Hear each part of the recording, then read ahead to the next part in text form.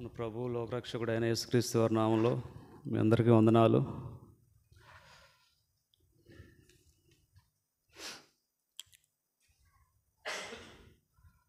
చాలా రోజుల తర్వాత ఉపవాసం సంతోషంగా ఉంది, ఏం బాధ లేదు. కొంచెం ఇబ్బంది ఉన్నప్పటికీ దాన్ని సంతోషంగా మలుచుకోవటం, చేసేది ఏం లేదు. మామూలుగా అయితే కూర బాగాలేకపోయినా దాన్ని నేను ఉపవాసంగా మార్చుకునేది.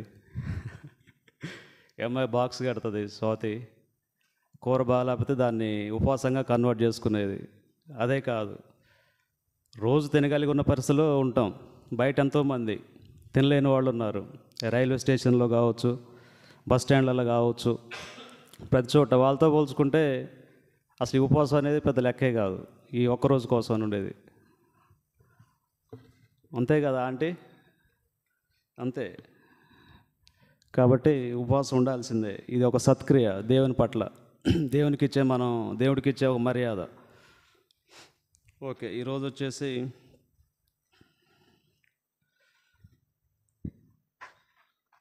ఫాస్టింగ్ ప్రేయర్లో కొన్ని వచనాలు చూసుకుందాం మనం. ఈ ఉపవాసం అనేది ఎప్పటి నుంచో ఉంది. ఇది బైబిల్ స్టార్టింగ్ నుంచి కూడా ఉంది. మన పూర్వీకులైనటువంటి దావీదు కానివ్వండి, దావీదు కాడ నుంచి తర్వాత అబ్రహాము, సమూయేలు, తర్వాత ఇట్లా చూసుకుంటూ పోతే నోవాహు, నెహెమ్యా, ఎస్తేరు, ఎంతోమంది కూడా ఉపవాసం ద్వారా ఎంతో చేశారు. వాళ్ళ జీవితాలను మార్చుకున్నారు. వాళ్ళ జీవితాలే కాదు, తోటి వారి జీవితాలు కూడా మార్చారు. అంతే. ఏంటంటే ఇక్కడ ఉపవాసానికి ఉన్న గొప్పతనం అలాంటిదన్నమాట. చాలామంది ఈ రోజుల్లో అసలు, ఒకప్పుడైతే ఎప్పుడో ఒకసారి మాంసం కూర తెచ్చుకునేది, అదే చాలా గొప్పగా అనిపించేది. తాగే పరిస్థితులు ఉన్నా కూడా కొంతమంది తాగి గుడిచప్పుడు కాకుండా కొంచెమే తాగేది. కానీ ఈ రోజుల్లో ఏం చేస్తున్నారంటే చాలామంది ఎక్కడ చూసినా మేము ఇట్లా వండుకొని తింటున్నాం చూడండి అని యూట్యూబ్లో రీల్స్ చేసి మరీ చూపిస్తున్నారు జనాలకి. మరి అది దాన్ని బట్టి చెప్పవచ్చు జనాలకి తిండి ఎక్కువైతుందని. మాంసం తింటున్నారు ఎట్లా పడితే అట్లా. ఒకప్పుడు తింటే సంతోషంగా ఉండి, ఇప్పుడు మాంసం కూరగాయల టైపులోకి వచ్చేసినాయి. కూరగాయలే మాంసం కూరలాగా అయిపోయినాయి. అందుకే చాలా ఈ చికెన్ అయినా చాలా తగ్గిపోయినాయి. ఓకే, మనం చూసుకుంటే ఫస్ట్ మోషే ఉపవాసాన్ని చూసుకుందాం. మోషే వచ్చేసి ద్వితీయోపదేశకాండం 9వ అధ్యాయం 17 నుంచి 19 వరకు ఒకసారి చదువుకుందాం మనం. ద్వితీయోపదేశకాండము 9వ అధ్యాయం 17 నుంచి 19 వరకు. ఒక్క నిమిషం, నేను తీయలేదు.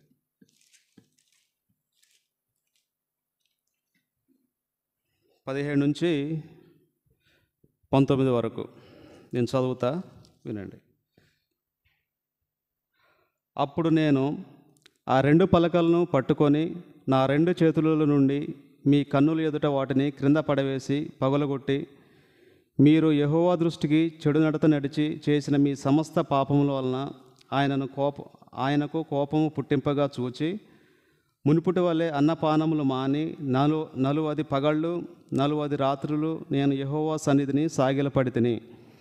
ఎలా అనగా ఇంక చాలు, అంతవరకే. యాక్చువల్గా చాలామంది మనం వారానికి ఒకసారి ఉంటే చాలు.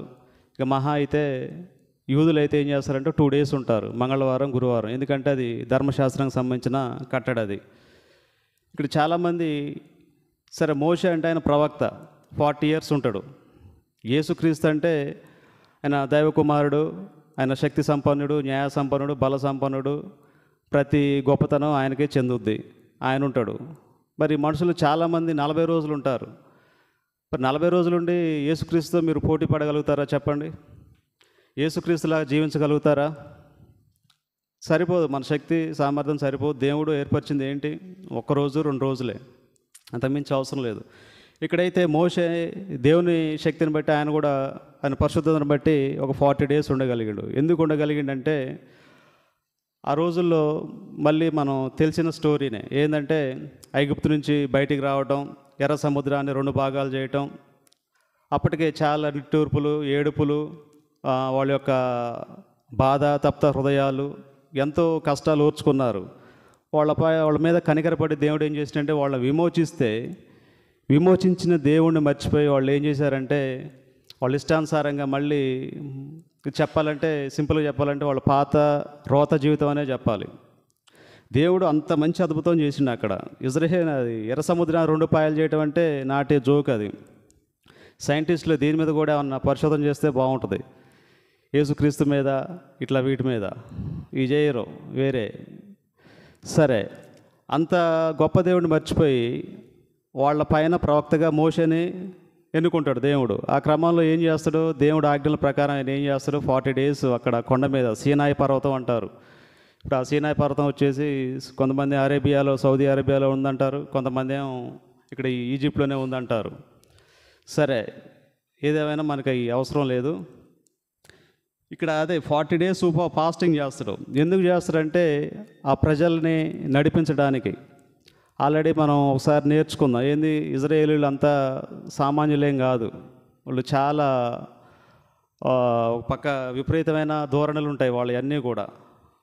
కొంచెం సౌండ్ ఏమన్నా ఫ్లక్చువేషన్స్ ఉంటే చూసుకోండి. ఓకే. ఆ రకంగా ఇజ్రాయేల్ ప్రజల కోసం దేవుడు మోషేని ఎన్నుకున్నప్పుడు జరిగింది అదే. కనీసం వాళ్ళు ఒక 40 days కూడా లేకుండా పోయారు. ఆ పైకి ఎక్కిండు, ఇట్లా దిగి వచ్చేసరికి ఏం చేశారు, ఈ లోపు జరగాల్సిన నష్టమే జరిగిపోయింది. ఆ 40 days దేవుని సన్నిధిలో ఉండి, దేవుని సుముఖంలో ఉండి, ఎంతో ప్రయాసపడి ప్రజల కోసం మోషే కష్టపడుతుంటే, ఇక్కడ వీళ్ళు ఏం చేస్తున్నారంటే ఈ లోపు మెళ్ళలో ఉన్నాయి, చెవులకున్నాయి వడ్డాణాలు, ఆ రింగులు అవన్నీ తీసేసి ఒక దోణ తయారు చేశారు. అది చాలా ఇబ్బందికరమైన పరిస్థితి అన్నమాట. ఇవన్నీ కూడా వాళ్ళకి శాపంగానే మారిపోయినాయి. అంత మాత్రం కాకుండా ఏంటంటే దేవుడి ఆగ్రహానికి గురయ్యారు. ఇలాంటి దేవుడు ఏమైనా క్షమిస్తారు కానీ విగ్రహారాధన అసలు ఎంత మాత్రం క్షమించడు. ఆయన ఎమ్మటే ఏదైతే రగులుకోవడమే కోపం అనేది. నువ్వు ఎలాంటి సందర్భమైనా దేవుడు కొంచెం ఎక్స్క్యూజ్ చేయడానికి ఛాన్స్ ఉంది, కానీ విగ్రహారాధన అనేది డేంజరు. దేవుడికి నచ్చిన విషయాల్లో మొట్టమొదటిదన్నమాట కోపం రగులుకోవడానికి. ఆ రకంగా చేస్తే మోషే ఏం చేసిండు, ఉపవాస ప్రార్థన ద్వారా వాళ్ళని కొంచెం మళ్ళీ ఆ ట్రాక్లో తీసుకురావటం, వాళ్ళని నడిపించటం, అట్లా ఒక 40 years జరిగింది ఇదంతా. యాక్చువల్గా అసలు 40 days ఆ చుట్టూ తిరిగి రావాల్సి వచ్చింది.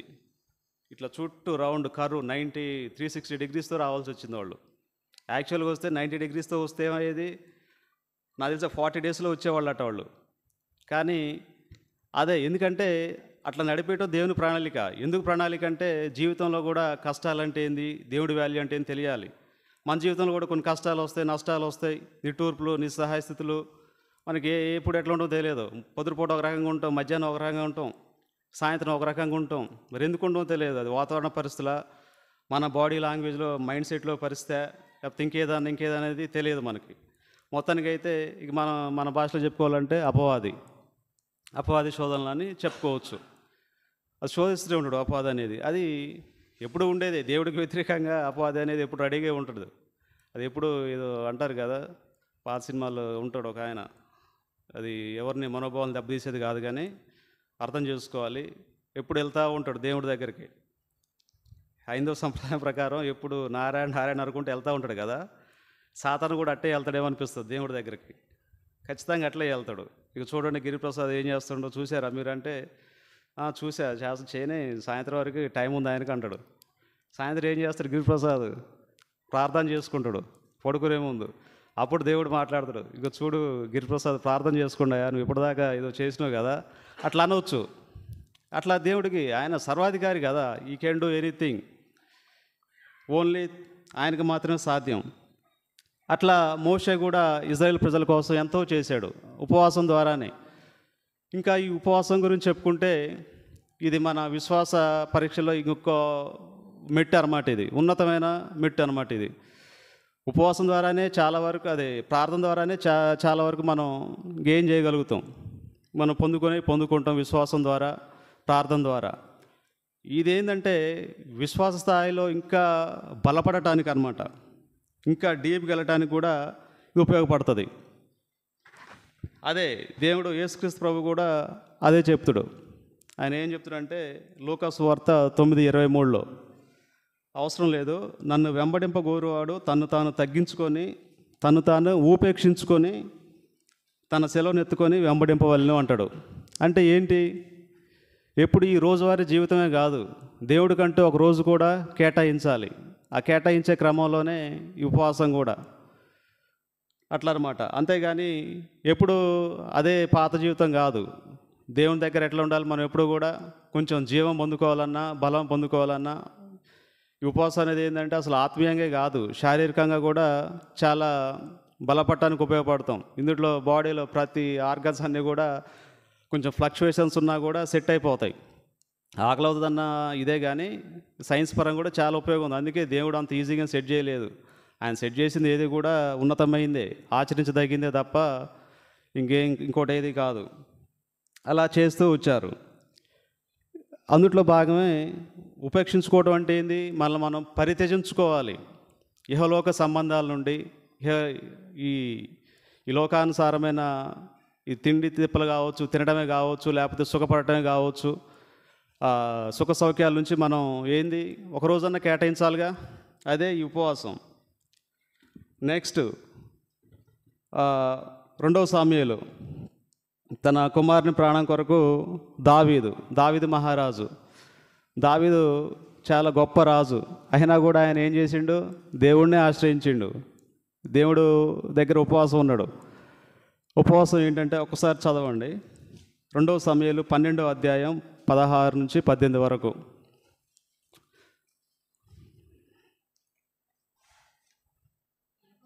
యెహోవా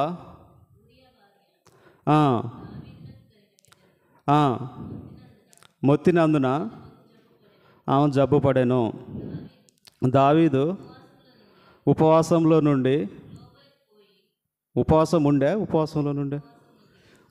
ఉండి లోపలికి పోయి రాత్రి అంతయు నేల పడి ఉండి బిడ్డ కొరకు దేవుని బ్రతిమాలగా ఇంటిలో. ఓకే, చాలు. ఇక్కడ ఇవి మనం క్లుప్తంగా చెప్పుకుంటే ఏంటంటే ఇదంతా తెలిసిన విషయాలే. బెత్షెబాతోటి ఇట్లా చేయటం ఇదంతా కూడా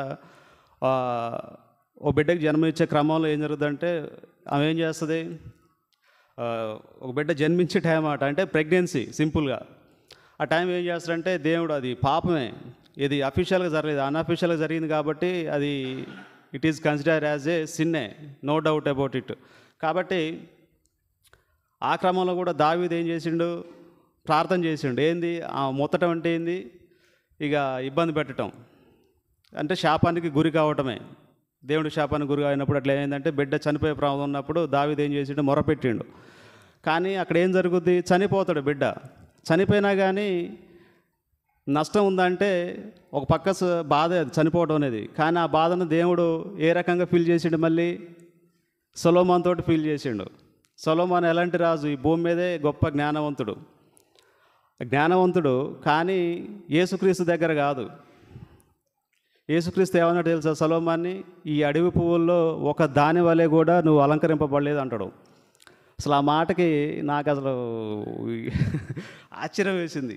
సొలొమోను ఎంత గొప్ప వ్యక్తి. యేసుక్రీస్తు ఏం చేసిండు, ఒక్క అడవి పువ్వు, మరి చిన్నది ఏలంతా ఉంటుందో ఉండదు అడవి పువ్వు, ఒక దాని వలె అంటే రకరకాల పువ్వులు ఉంటాయి అడవుల్లో. మంచి తామర పువ్వులు ఉంటాయి చెరువులో కానివ్వండి, లేకపోతే కాలువలో కానివ్వండి. అడవిలో రకరకాల వింతైన చెట్లు ఉంటాయి, మంచి అందంగా ఉంటాయి. అందులో ఒక దాని వల్లే అంటే అసలు నీ స్థాయి దాన్ని ఊహించుకోవడం కూడా కష్టం. అది మనం కూడా అంతే, ఎంత జ్ఞానం ఉంది ఏందనేది కూడా సరే ఎవరిని ఉద్దేశించేది కావి. సింపుల్గా అంటే శాస్త్రవేత్తలు అని చెప్పుకోవచ్చు. వాళ్ళ జ్ఞానం కూడా దేవుణ్ణి తెలుసుకోకపోతే అది కూడా దేనికి పనికిరాదు, అది కూడా వ్యర్థమే. అసలు మనిషి జీవితంలో దేవుణ్ణే తెలుసుకోపోతే వాడు మనిషే కాదు నా దృష్టిలో. ఇంకేముంది ఇంకా అదే గొప్ప వాళ్ళు చాలామంది. మొన్న బోరిస్ బేకర్ గురించి చదివా. బోరిస్ బేకర్ అంటే పెద్ద టెన్నిస్ స్టారు. అసలు ఆయన ఆట కోసం ఇప్పుడు టెన్నిస్ ప్లేయర్లు ఆడే ఆట చూడాలంటే మన స్టార్ క్రికెటర్లు కూడా పోయి కూర్చుంటారు, పెద్దోళ్ళు పోయి కూర్చుంటారు. అంత వాల్యూ ఉంటుంది అన్నమాట టెన్నిస్కి. మనకి ఇండియాలో క్రికెట్ కానీ అటు సైడ్ వెళ్తే టెన్నిస్, ఫుట్బాల్ బాగా క్రేజ్ అనమాట. ఎంత క్రేజ్ అంటే మళ్ళీ వాళ్ళందరూ కూడా క్రిస్టియన్సే. ఆ క్రిస్టియన్స్ అని చెప్పి గర్వపడాలా, వాళ్ళు యేసుక్రీస్తుని సరిగ్గా ఫాలో కానందుకు బాధపడాలా అర్థం కాదు. కానీ అభినందించే తప్పదు. లియోనాల్ మెస్సీ కానివ్వండి, క్రిస్టియానో రొనాల్డో, డేవిడ్ బేకహామ్ వీళ్ళందరూ ఉన్నారు. అంటే అక్కడ ఏంది అంత క్రేజ్ ఉంటుంది అనమాట. కానీ వాళ్ళు దేవుణ్ణి ఫాలో అవ్వరు. ఓకేనా? ఏం చెప్పా? బోరిస్ బేకర్. ఆ బోరిస్ బేకర్కి పెద్ద టెన్నిస్ ప్లేయరు, ఎంతో సంపాదన ఉంది, అంత మంచి ఇల్లు, కార్లు. ఆయనకి ఫస్ట్ కంపెనీ కార్లు కంపెనీ హోండా కానివ్వండి, బెంజ్ కానివ్వండి, కార్లోస్ బెంజ్ కానివ్వండి, ఏ కొత్త కార్ తయారు చేసినా కూడా ఖచ్చితంగా ఈ సెలబ్రిటీస్ ఫస్ట్ వీళ్ళే బుక్ చేసుకుంటారు. ఫుట్బాల్ ప్లేయర్స్ కానివ్వండి, పెద్ద హాలీవుడ్ హీరోలు కానివ్వండి, వీళ్ళంతా బుక్ చేసుకుంటారు. అలాంటి మనిషి కూడా చివరికి మనశ్శాంతి లేక చనిపోయే పరిస్థితికి వచ్చింది. ఎందుకు వచ్చిందని కారణం తెలుసుకుంటే, ఆయన ప్రేమించిన ఏవి కూడా శాశ్వతమైనవి కావు, ఏవి కూడా అసలు ఆయనకు ఓదార్పునిచ్చేవి కావు, అందుట్లో ఆనందాన్ని కనుక్కోలేకపోయాడు. అది కేవలం తాత్కాలికమైన ఆనందమే, ఇంకోటి కాదు. కానీ దేవుడిచ్చే ఆనందం ఎప్పుడు ఎలాంటిది? అది శాశ్వతమైన ఆనందం.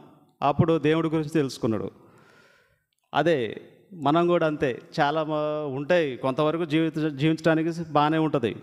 ఒక వయసు వస్తుంది, ముసలోళ్ళం అయితే మంచి చెడు ఇవన్నీ ఎంతో ఇబ్బందులు ఉంటాయి. అందుకే మన దేవుని మీద ఆధారపడాలి. ఈ సుఖ సౌఖ్యాలు, డబ్బు ఇవేవి శాశ్వతం కాదని దేవుడు ప్రశ్నించుకొని నిరూపిస్తూనే ఉన్నాడు ప్రతి వ్యక్తి పట్ల కూడా. కాబట్టి మనం వెంబడించాల్సింది దేవుణ్ణే. ఇవన్నీ ఉంటాయి, మనమే ఉన్నాం. డబ్బు ఉంటుంది, ఒక రోజున మనం ఉండం. దయచేసి ఎవరి గురించింది కాదు ఇది. డబ్బు ఉంటుంది, చాలామంది డబ్బే ఉండదు మనం ఉంటాం అనుకుంటారు. డబ్బు ఉంటుంది, మనం ఉండం. ఇంకో 30 years తర్వాత ఏంది ఊహించగలమా మనం? ఛాన్సే లేదు. అందుకే నిత్య జీవం, మనశ్శాంతి యేసుక్రీస్తే ఇస్తాడు. అసలు ఎవరు ఇస్తారంటే కూడా నమ్మటానికి కూడా లేదు. అది ఒకళ్ళు ఇచ్చేది, కొనేది కూడా కాదు. అది కేవలం డిపెండ్ అపాన్ ది స్పిరిచువల్. అది ఆత్మీయంగా దాన్ని వెతికితే దొరుకుతాడు యేసుక్రీస్తు. వెతకపోతే ఏం చేయలేం మనం. అట్లా వెతికిండు దావీదు కూడా. ఏం చేసిండు? దేవుడినే వెతికిండు, దేవుడి సన్నిధిలోనే ఉన్నాడు. అంతే తప్ప ఏ రకంగా కూడా ఆయన డైవర్ట్ కావడానికి ఛాన్స్ లేదు. వేరే ఏ నాతాన మీదో, ప్రవక్త మీదో, లేకపోతే ఇంకెవరి మీద కూడా డిపెండ్ కాలే. కేవలం దేవుడి మీద ఆధారపడి ఉపవాస ప్రార్థన ఉన్నాడు. ఆ ఉపవాసన ప్రార్థన వల్ల ఏం జరిగిందంటే, దేవుడు వడ్డీతో సహా ఇచ్చిండు. దావీదు తర్వాత ఆ సింహాసనాన్ని ఎవరికి ఇచ్చిండు? సొలొమోనుకే ఇచ్చిండు. గొప్ప రాజు, ఎంతో వైభవపేతంగా ఉన్న రాచరిక పోకళ్ళు. అసలు ఆ దేవాలయమే ఒక వింత తెలుసు. ఆ రోజుల్లో ఆ దేవాలయం కట్టడం అనేది నాటే జోకు. ఇంత సౌండ్ రాకుండా జస్ట్ ఓన్లీ అసెంబుల్ చేయటమే. ఇప్పుడు ఇప్పుడు మన బండ్లు ఉంటాయి, కార్లు ఇవన్నీ ఉంటాయి. ఇవన్నీ ఒక్కో పార్ట్ ఒక దగ్గర తయారవుతుంది. చైనాలో ఒకటి తయారైద్ది, జర్మనీలో ఒకటి తయారైద్ది, తర్వాత అమెరికాలో ఒకటి తయారైద్ది, ఇండియాలో ఒకటి తయారు. వీటన్నింటిని ఏం చేస్తారంటే అసెంబుల్ చేస్తారు. అసెంబుల్ అంటే ఏంది? కలపడం అనమాట. ఆ కలిపి ఫిట్ చేసి షోరూమ్కి తీసుకొస్తారు, ఒక స్టాంప్ వేసి, this is verified, okay you can use it, దీన్ని వాడుకోవచ్చు, ఇబ్బంది ఏం లేదని. అన్ని టెస్టులు చేస్తారు, లోడ్ వేస్తారు, స్పీడు పెంచుతారు, ఇవన్నీ చేస్తారనమాట. అట్లా క్రమంగా ఏం చేస్తారు, అట్లా అసెంబుల్ అయ్యి వస్తుంది అనమాట. అంతే అది. అట్లా రకంగా ఏం చెప్పా, దేవుడు ఆ మందిరం కూడా అట్లా చేశారనమాట. అంతేగాని అక్కడ తీసుకొచ్చి ఇటుకలు మోసి అవి చేసి కాదు. పెద్ద పెద్ద దేవదారు వృక్షాలు, లెబనాను దేవదారు వృక్షాలంటే అవి మామూలు కాదు. 30 feet ఉంటాయి డయామీటర్, హైట్ 150 హైట్ ఉంటుంది. అంత ఆధిక్యత ఇచ్చిండు. ఈ భూమన్నంతకాలం సొలొమోను గురించి చెప్పుకోవాల్సిందేగా. మరి అంత సొలొమోను ఎలా వచ్చిండు? దావీదు ఉపవాసం వల్లే. దావీదుకి చాలామంది కొడుకులు ఉన్నారు, 17, 19, 20 మంది దాకా ఉన్నారు. ఏలేహు, పెలేహు, ఈ రకరకాల పేర్లు ఉన్నాయి. ఎలియాజరు, అభినాదాబు, అవి మనకు తిరగవు కొన్ని పేర్లు. అవి అంతమందిలో కూడా ఎక్కడ లేని ఆధిక్యత ఒక సొలొమోను రాజుకే దక్కింది. ఎందుకు దక్కిందంటే వాళ్ళ నాన్నగారు చేసిన దావీదు మహారాజు చేసిన ఉపవాస ప్రార్థన వల్లే. ఎందుకంటే అంత శక్తి ఉంది ఉపవాస ప్రార్థనకి. కాబట్టి ఆ రకంగా ఆయన పోయిన దాన్ని సంపాదించుకున్నాడు. ఏ పాపాన్నైతే చేసి నష్టపోయిండో దానికి ప్రతిగా ఉపవాసం ఉండటం వల్ల ఏం జరిగింది? రెట్టింపు. మంచి కొడుకు సొలొమోను, జ్ఞానవంతుడు, అందగాడు, అన్నీ ఎవ్రీథింగ్ అలా అన్నమాట. అలాగే ఎస్తేరుది కూడా మంచి స్టోరీ. ఏం కూడా అంతే. ఏంటి, మొర్దెకై వాళ్ళ బాబాయ్, మొర్దెకై దగ్గర ఉంటాయి హర్త ఆశిస్త, చూడండి, హర్త ఆశిస్త అనమాట ఆయన పేరు. రాజు దగ్గర ఉంటారు. ఓకే, పర్లేదు. ఒక రాజు దగ్గర ఉంటారు. ఆ రాజు దగ్గర ఏం చేస్తారు, వీళ్ళు ఏంటంటే బానిసలు అనమాట. ఇజ్రాయేల్ని చాలామంది దండయాత్ర చేస్తూ వచ్చారు. ఆ దేశాన్ని దోచుకోవడం, వాళ్ళని చెరపట్టుకొని వాళ్ళ దేశానికి వెళ్ళిపోవడం, అక్కడ ఉంచుకోవడం జరిగే క్రమంలో వీళ్ళు కూడా పర్షియా రాజు దగ్గరకు వచ్చారు. ఓకే, అట్లా వచ్చిన క్రమంలో వీళ్ళకి కూడా చాలా ఇబ్బందులు అవుతాయి. వీళ్ళు ఏంటంటే మళ్ళీ మనకు తెలిసిన విషయాలే, వీళ్ళు ఎవరికి నమస్తే బెటరు, మంచి చెడు ఏముండదు. అంటే వాళ్ళ విషయాలు, ధర్మశాస్త్రం వాళ్ళకి అల్టిమేట్ అనమాట. ఇంక వేరే దాన్ని ఫాలో అవటానికి కానీ ఉంది అని చెప్తే మాత్రం వాడు పని అయిపోయినట్టే. అందుకే యేసుక్రీస్తుని సెలవు ఎందుకు వేశారు, నేను దేవుని కుమారుడు అన్నందుకే. దాని అర్థం ఏంది, దేవుడి కుమారుడు ఆయన ఎవరికి చెందడని చెప్పి కోపం వచ్చి సెలవు వేశారు. కానీ ఆయన చేసిన అద్భుతాలని అనాలిసిస్ చేసుకోలేకపోయారు. ఇంత శక్తి నీకు ఎట్లా వచ్చింది, దాన్ని పాజిటివ్గా తీసుకోవాల్సిన దాన్ని నీకు ఏ అధికారం ఇచ్చారని చెప్పి అన్నారు వాళ్ళు. ఇప్పుడు నేను ఈ వాటర్ని ద్రాక్ష రసంగా మార్చానుకో, మీరు ఏం చేయాలో ఆశ్చర్యపోవాలా, అరే ఇంత శక్తి ఎట్లా వచ్చింది మాకు కూడా చెప్పు, లేకపోతే నన్ను శోధించాలి కదా ఎట్లా పాసిబుల్ అయింది. అంతేగాని ఇది ద్రాక్ష రసం చేసే అధికారం నీకెవరు ఇచ్చారంటే అది అర్థం ఉందా మాటకు అసలు. యూదులు ఆనాడు చేసింది కూడా అదే. యేసుక్రీస్తుని సరిగ్గా అర్థం చేసుకోకపోవడం వల్లే వాళ్ళకి ఎంతో నష్టం జరిగింది.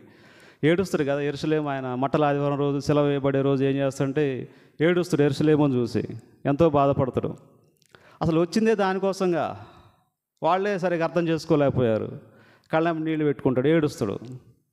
కాబట్టి మనం కూడా ఈ రోజుల్లో కూడా చాలామంది అర్థం చేసుకోరు. దేవుడిని అర్థం చేసుకోవాలి, మనుషులను కాదు. మన ఫోకస్ దేవుడి మీదే ఉండాలి, ఇంకా దేని మీద కాదు. దేవుడి మీద ఉంటే ఏం చేయాలి, ఆ సత్క్రియలు చేయాలి. ఆ సత్క్రియల్లో ఏంటిది, ఫాస్టింగ్ ఉన్నతమైంది, దీనికి మించింది ఏం లేదు. మామూలుగా ప్రేయర్ చేయడం అంటే ఎవరేం చేస్తారు, ఫాస్టింగ్ ప్రేయరే విలువైంది దేవుడికి కూడా. అందుకే యేసుక్రీస్తు ప్రభు కూడా మత్తయి సువార్త 6:16 చెప్తూ ఉన్నాడు. మరి ఆ ఫాస్టింగ్ ప్రేయర్ ఎలా ఉండాలి, ఏం చేయాలి ఒకసారి చూద్దాం. అది మత్తయి సువార్త 6వ అధ్యాయం 16 నుంచి 18 వరకు. మీరు ఉపవాసం చేయనప్పుడు వేషధారుల వలె దుఃఖముఖులై ఉండకుడి, ఉపవాసం చేయుచున్నట్లు మనుషులకు కనపడవలనని వారు తమ ముఖములను వికారం చేసుకుందరు. ఓకే, చాలు. ఇక్కడ ఏంటంటే ఇది మనకు సంబంధించింది అయితే కాదు. వాస్తవానికి ఆర్సీఎం వాళ్ళు సిఎస్ వాళ్ళు చేసే పనులు అయ్యి, మనం కాదు. మనం ఏంటంటే మార్కులు వస్తాయిలే, 100కు 60 డిస్టెన్స్నే వస్తుంది, ఇబ్బంది ఏం లేదు. 100 రావటం అంటే జరిగే పని కాదు. వాళ్ళకి మరి గ్రేస్ మార్క్స్ అని వస్తాయో రావు అది చూసుకోవాలి ఫస్ట్. ఇంతకుముందు ఈ చాలామంది గ్రేస్ మార్క్స్ అని ఉండేవి. ఇక బొట్టాబొట్టికి పాస్ కాలేనోడికి ఏం చేసేదంటే, ఏమోలే పాపం ఏం చేస్తారా, ఇక ఒకళ్ళ మొఖం వాళ్ళు చూసుకొని వేసేటోళ్ళం. నేను కూడా JN2కి వెళ్ళా కరెక్షన్ చేయడానికి. ఒక 2 డేసే వెళ్ళా. నాకు జనాలు ఆ గందరగోళం ఇక్కడ ఉండటం కష్టమే. దేవుడి దయ వల్ల అక్కడ పరంజ్యోతి అని ఒకడు ఉండు, నా స్టూడెంట్ వాడు, డిప్లొమా. అరే పరం, రిలీవింగ్ లెటర్ తయారు చేయన్న. నా అదృష్టం కొద్దీ అన్నీ కలిసి వచ్చినాయి. నాకు 7 డేస్ ఉండాల్సింది, నేను 2 డేస్ ఏదో అతి కష్టంగా చేసి ఇక వచ్చి రూమ్లో పడుకున్నా. ఇక 7 డేస్ అంతే కథం పోవటం. పరంజ్యోతి వాడు కలవటం, అరే పరం రెడీ చేయి రిలీవింగ్ లెటర్ అన్న. Okay sir and. మొత్తం క్షణాల్లో అయిపోయింది. నన్ను చూసి మా ఫ్రెండ్ ఒకడు అడిగిండు, బ్రదర్ నాకు కూడా కొంచెం హెల్ప్ చేయండి అంటే మళ్ళీ ఫోన్ కొట్టి, అరే పరం స్టార్ట్ చేసుకో అన్నది. అట్లా ఇక తర్వాత వాడికి ఇక 3వ మనిషి కూడా చెప్తే కుదరదు సార్, ఇబ్బంది బాగోదండు. అట్లా అంటే ఇవన్నీ కూడా ఉంటాయి. చాలామంది ఈ ఫాస్టింగ్ ప్రేమ్ అదే ఆర్సీఎం చేసే వాళ్ళకి ఇవన్నీ ఉంటాయి. చాలామంది ఏంటంటే అది వేషధారణ, డేంజర్. అది ఉన్నంతలో వాస్తవ పరిస్థితుల్లో సంతోషంగా ఉండాలి మనిషి. అది సంపాదన కావచ్చు, ఇంకేదైనా కావచ్చు, లేకపోతే కలర్ కావచ్చు. చాలామంది లేని దానికోసం తాపత్రయపడతారు. ఏం ఉపయోగం, లేని దానికోసం తాపత్రయపడటం అంటే దాని అర్థం ఉన్నదాన్ని కోల్పోవడమే. ఇప్పుడు ఒక ఫ్రెండ్ ఫోన్ చేసినానుకో, ఏం చేస్తావు అంటే, ఇలా ఉపవాసం ఉన్నా, ఏం చేస్తావు అంటే, అది పెద్ద అది దేవుడు నాకు రావాల్సిన మార్కులు కట్ అయిపోతాయి మొత్తం. ఇక ఛాన్స్ లేదు ఇక. మళ్ళీ ఇంకెవడో ఫోన్ చేస్తే ఏముంది రే ఉపవాసం ఉన్నా చేత కావట్లేదంటే అది ఏమాత్రం పద్ధతి కాదు, బాగోదు కూడా. ఇంకా చెప్పవచ్చు ఉపవాసం ఉండి సంతోషంగా ఉన్నట్టే కూడా అబద్ధం అవుతుంది, అవి కూడా కరెక్ట్ కాదు. కాబట్టి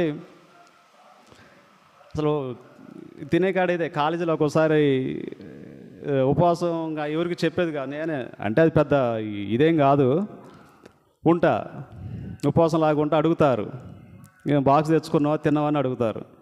అవి కూర బాగలేదంట, తినబుద్ధి కావట్లేదంట. మరి ఉపవాసం ఉండంటే వాళ్ళకి అంత ఈ స్టోరీ యాడ్ చెబుతాం మనం, అది అది కరెక్ట్ కాదు. అట్లా చాలామంది వేషధారులు అట్లా ఎప్పుడూ ఉండాల్సిన అవసరం మనకు లేదులే. ఆ దేవుడు అది మనకు అంత ఇది చేయలేదు, మనకు అంత అవసరం కూడా లేదు. అట్లా ఉంటారు. అట్లా చూసుకుంటే చాలామంది ఉపవాసం ఉన్నారు, వాళ్ళ పాపాల విషయంలో ఉన్నారు, వాటిని జయించారు, జయ జీవితాన్ని అనుభవించారు. అది ఎట్లా సాధ్యమైందంటే దేవుడి పట్ల వాళ్ళకున్న భయమే, భక్తే, అంతే తప్ప వాళ్ళ ఇష్టానుసారంగా ఎక్కడ జీవించినట్టు బైబిల్లో కనపడదు. అబ్రహాం విషయంలో కానీ ఇస్సాకు విషయంలో కానీ అబ్రహాం ఏం చేస్తాడు, మొత్తం వేరు చేస్తాడు. ఇటు వెళ్ళి అబ్రహాం అంటే ఆయన ఇటు వెళ్తాడు, కానాన్ వెళ్ళమంటే ఇటు ఈజిప్ట్ వెళ్తాడు, ఐగుప్తు. అట్లా ఇవన్నీ కూడా దేవుని అనుసారంగా ఉన్నారు. మనం కూడా అంతే, ఈ రోజుల్లో దేవుని ఆజ్ఞానుసారంగా నడుచుకోవాలి. అదే ఆయనకి ఇష్టమైన ఉపవాసం కూడా. మన పాపాలకి ప్రాయశ్చిత్తం చేసుకోవాలన్నా, మన కుటుంబాలు బాగుపడాలన్నా, తర్వాత మనం ఇంకా చాలామంది చూస్తుంటారు స్వస్థత కోసం ఉపవాసం ఉంటారు, సంతానం కోసం ఉంటారు, కొంతమంది చూస్తే మంచి ఉద్యోగం కోసం ఉపవాసం ఉంటారు. ఇక్కడ దేవుడు ఈయననే మాట లేదు, దేవుడి దగ్గర లేదు కాదు అనే మాట ఉండదు. మనం ఆలోచించాలి. కొంచెం ఏదో నెపోలియన్ డిక్షనరీలో ఒకటి ఉంటుందట, లేదు కాదు నా చేత కాదు నా వల్ల కదా అనే మాటలు ఆయన దగ్గర ఉండవట. ఫ్రాన్స్ చక్రవర్తి ఎంతోమంది అసలు ఆయన యుద్ధానికి బయలుదేరుతాడంటే భయపడతారు, ఇక కన్ఫామ్ ఆయనది విజయం అన్నట్టు ఉంటుంది. అలాంటి వ్యక్తి మా హిందీ టీచరు 10th క్లాస్లో చెప్పింది ఈ మాట. దాన్ని కూడా నాకు డిక్షనరీలో లేదులే కానీ మైండ్లో ఉంచుకున్నా. అందుకే అన్న చెప్పారు తీసుకోమంటే తీసుకోవటమే. ఇక అది ఎంతమంది ఉన్నారు, ఒకళ్ళ ఇద్దరు 100 మంది 1000 మంది అనేది ఐ డోంట్ కేర్, ముందుకెళ్ళటమే. అట్లా అలవర్చుకోవాలి కొన్ని. అంటే నేను స్థాయిలో ఉండి ఇది కాదు, కొన్ని మినిమం ఇవి అన్నమాట. ఈ చిన్న చిన్నవి కూడా మెయింటైన్ చేయలేకపోతే ఆత్మాభిమానం కానీ ఆత్మగౌరవాన్ని కానీ దేవుడి పట్ల భక్తిని కానీ పెంపొందించుకోలేము మనం. అది ముందుకు పోవటానికి కూడా తోడ్పడవు. కాబట్టి లేదు కాదనే మాటలు మన దగ్గర రావద్దు అసలు, ఎట్టి పరిస్థితిలో కూడా. అది దేవుడు దయను బట్టి నేను కొంతవరకు చేయగలుగుతున్నా. దేవుడికే స్తోత్రం, దేవుడికే వందనాలు. టైం బ్రదర్, టైం ఎప్పటిదాకా? అలా ఎగ్జాంపుల్ చూసుకుంటే మనం స్వస్థత కొరకు, ఈ స్వస్థత సంబంధించి ఈ రోజుల్లో చాలామంది వచ్చారు, మొన్నే చెప్తా వచ్చారు. అమ్మతేజ అట, దానికి కౌంటర్గా ఏం చేసిండు మూర్తి స్వామి అన్న కదా, స్వామి అన్న. ఒకసారి జాన్ బాబు అన్న వాళ్ళ ఇంటికి కూడా వెళ్ళినాం మనందరం. మరి హాస్పిటల్లో ఎంతోమంది ఉన్నారు, వాళ్ళ స్వస్థపరచవచ్చు కానీ మంచిగా మాట్లాడింది. వాస్తవంగా నాకు వచ్చిన ఆలోచన కూడా అదే. ఇప్పుడు ఎక్కడ చూసినా జరాలే ఊళ్ళల్లో. అసలు హాస్పిటల్లో గవర్నమెంట్ నిధులు కూడా మిగులుతాయి, మీకు ఏమన్నా పద్మశ్రీ అవార్డు కానీ పద్మ అవార్డు ఇవ్వడానికి కూడా ఛాన్స్ ఉంటుంది. ఒక పాస్టే కానీ ఇవన్నీ అద్భుతాలు చేయగలిగితే యేసుప్రభుని అవమానించటమేగా. యేసుప్రభు శక్తితోటి వీళ్ళు ఎట్లా పోల్చుకోవటం, అది మూర్ఖత్వం. అది ఇక అదే పెద్ద మహాపాపం అవుతుంది. ఆయనతో ఎట్లా పోల్చుకుంటారు అసలు? ఆయన సపరేట్. అది దాంతో ఆయన పేరు ఎత్తడానికి కూడా అర్హత ఉండదు అసలు. వాస్తవానికి నాకు పరిశుద్ధత లేకుండా ఆయన పేరు ఎత్తే ఊసు కూడా లేదు అసలు. అదేగా హెబ్రీలో 12:13-12 ఉంటుంది, క్షమించండి. పరిశుద్ధత లేకుండా ఎవరు దేవుణ్ణి చూడలేరు అంటారు. ఇంకా అసలు దేవుణ్ణి చూసే పరిస్థితి లేదు, ఇంక నువ్వు స్వస్థత కాడికి పోయినావా? అంతే కదా. అసలు ఎంత పిచ్చి జనాలు. ఈ అమ్మాయిని కూడా వీళ్ళమ్మ పిల్లలు లేరని ఎవరు ఇస్సాక బుస్సాక ఎవరు ఇస్సాకట. ఊరిని ఎట్లా నువ్వెట్ట దేవుడి శిశువు అవుతావు, దేవుడి ఫాలోవర్ నువ్వెట్ట అవుతావు? అసలు యేసుక్రీస్తు ఏమంటుండవు ఈ ఫస్టే చూసిన లోక 9:23లో, నన్ను వెంబడింపగోరువాడు తన్ను తాను తను ఉపేక్షించుకొని, అంటే వదిలేసుకోవాలి, అంతా ఆయన కోసమే నిలబడాలి. అంతేగాని మీ ఇష్టానుసారంగా సభ పెట్టడం, స్వస్థత అరటికాయ మీద ప్రార్థన చేయటం, యాపిల్ పండ్ల మీద ప్రార్థన చేయటం, పిచ్చి జనాలు ఇవి కాదు. యేసుక్రీస్తు చేసిన స్వస్థత అది ఎప్పటికీ ఉండిపోయేది అనమాట. మళ్ళీ ఇక రోగం రావడానికి కూడా ఛాన్స్ లేదు. రోగం అనకూడదు, అనారోగ్యం పాల్గొనడానికి కూడా ఛాన్స్ లేదు. చాలామంది స్వస్థత పొందుతారు, మరి దేవుణ్ణి ఆరాధిస్తారా? టైంకి రాదు. నేను ఇంతకుముందు అంజలి సిస్టర్ అని ఉండేది, మన ఎదురంగానే ఉండేది. రోజు సాక్ష్యాలు, ఆదివారం సాక్ష్యాలే. ఏం సాక్ష్యాలు? తలకాయ నొప్పులు వేసింది, ప్రార్థన చేసుకున్నా తగ్గింది. కడుపులో నొప్పి వచ్చింది, ప్రార్థన చేసుకున్నా తగ్గింది. కాళ్ళ నొప్పి వచ్చింది, ప్రార్థన చేసుకున్నా తగ్గింది. మరి నువ్వు టయానికి ఎందుకు రావు? దేవుడు నీకు ఆరోగ్యం ఇచ్చిండుగా.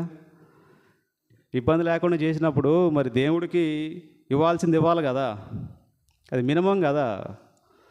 ఇదో పెద్ద త్యాగమేం కాదు అది. దేవుడు బయట చెత్త చెదార నుంచి ఏరి ఒక మంచి విలువైన ప్లేస్లో నిన్ను నన్ను పెడితే దేవుడికి ఇచ్చేయాల్సిన మర్యాద ఇవ్వకపోతే అది ఎవరికి ఇబ్బంది చెప్పండి? దేవుడు ఆయన కదల్చబడ్డ ఆయన పెద్ద బండలాంటోడు, ఆ పెద్ద శక్తి. అది మనమే నష్టపోతాం. దేవుడికి నేను దూరం అయితే ఎవరికి నష్టం? నాకా దేవుడికే? నాకే. నన్ను నేను మోసం చేసుకున్నట్టు అవుతుంది, అది దేవుడిని మోసం చేసినట్టు కాదు. కాబట్టి ఈ స్వస్థత వరాలట, ఈ స్వస్థత వరాలు ఆ రోజుల్లో పేతురు వీళ్ళు పరిశుద్ధాత్మ ద్వారా యేసుక్రీస్తుతో ఉన్నారు. వాళ్ళు ఆ ప్రభావం, ఆ ఎఫెక్టు. ఇప్పుడు పెద్ద పెద్ద పాస్టర్ల పక్కన కొంతమంది ఉంటే గొప్పగా చెప్పుకుంటారు, ఆయన అట్లుండేవాడు ఎట్లుండేవాడు అట్లని. వాస్తవమే, కాదనం. యేసుక్రీస్తుతో ఉన్నారు కాబట్టి వాళ్ళకి ఆ ఎఫెక్షన్, ఆ బాండ్ అనేది అంత వాల్యుబుల్. అది వాళ్ళు కళ్ళారా చూశారు. అదే మొదటి యోహాను, మేము ఏమి చూచినామో, ఏమి నిదానించి చూచినామో, ఏమి తాకినామో మా కళ్ళారా చూసినామని చెప్తాడు. లోక 1వ అధ్యాయం 1వ వచనంలో కూడా చెప్తాడు, ఓ థెయోఫిలా మన ముందు నెరవేరిన అని చెప్తాడు. అక్కడ మెన్షన్ చేస్తాడు పర్టికులర్గా. ఒక్కసారి చదవండి, మంచి మాట. లోక 1వ అధ్యాయమే, నేనే చదువుతలే.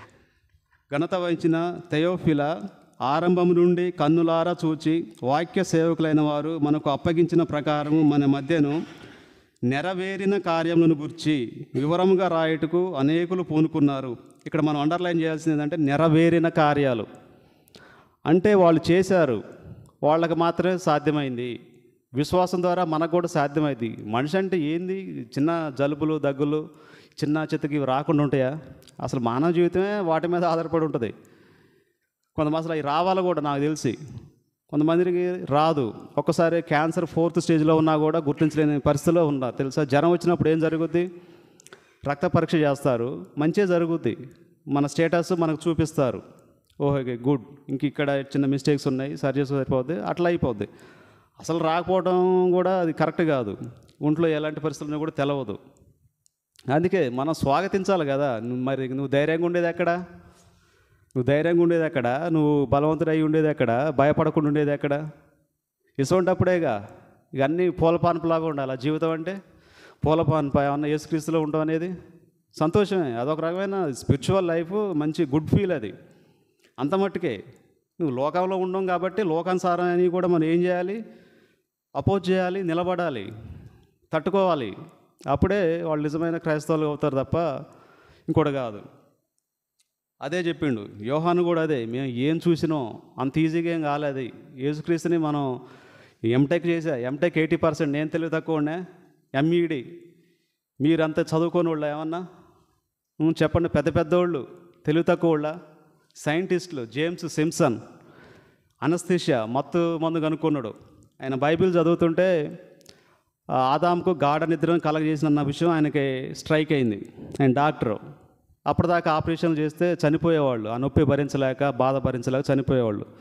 ఆ జేమ్స్ సింప్సన్ ఏం చేసిందంటే బైబిల్ చదువుతుంటే ఆదాముకు గాఢ నిద్ర కలగజేసి ఒక ప్రకటన తీసిండు అన్నదే ఆయన దృష్టికి వచ్చింది. ఇదేదో వాస్తవమే కదా అని చెప్పి ఏం చేసిండు? మత్తు మందు కనుక్కున్నాడు. ఆ కనుక్కోవడం వల్ల ఈ రోజు వరకు కూడా మనం సుఖాన్ని అనుభవిస్తున్నాం. అది ఎవరి వల్ల? అది కదా నిజమైన జ్ఞానం.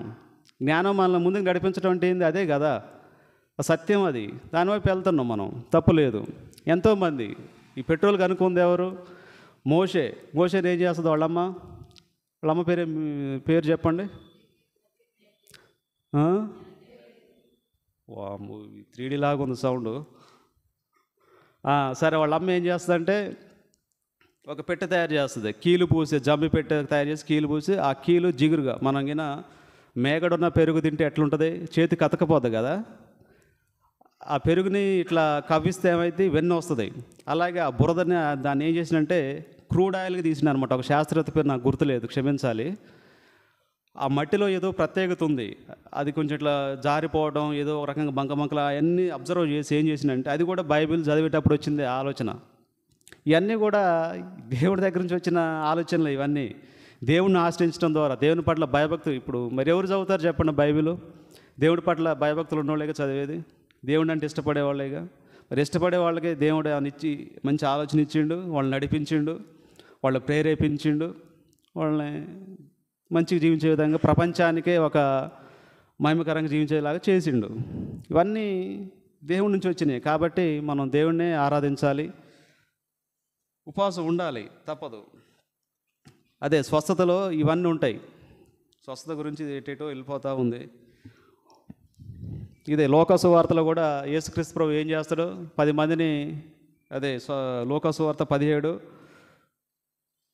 అధ్యాయంలో ఒకటి ఉంటుంది, అవసరం లేదులే. 10 మందిని కుష్ఠరోగుల్ని శుద్ధి చేస్తే అందులో ఒకడే వస్తాడు.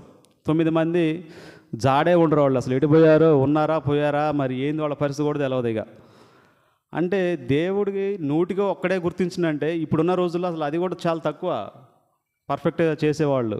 ఓకే, దాన్ని బట్టి ఇంకా చాలా విషయాలు ఉన్నాయి. ఆర్సీఎం, తప్పుడు సిద్ధాంతాలు, మాదక ద్రవ్యాలు. ఈ రీసెంట్గా అసలు ఒక డాక్టర్ అనే అమ్మాయిని, చాలా బాధాకరం, అసలు చదివితేనే ఒళ్ళు గగురుపోటుకు గురవుతుంది. మరి వాళ్ళు మనుషులు ఎట్ట అవుతారో నాకు అర్థం కావట్లేదు. ఎంతో పెద్ద రాజ్యాంగం ఇంత అమలు అవుతూ ఇవన్నీ చేసిన ఒక ఆడపిల్లని కాపాడలేకపోయారంటే, పెద్ద పెద్ద యూనివర్సిటీలు, మళ్ళీ కాలేజీలు, ఏం ఉపయోగం చెప్పండి? ఒక ప్రాణాన్ని కాపాడలేని ఈ చట్టాలు కానీ ఎంతవరకు ఆమోదయోగ్యమైన అసలు? వీటన్నిటి గురించి కూడా మనం ప్రార్థన చేయాలి. ఓకేనా?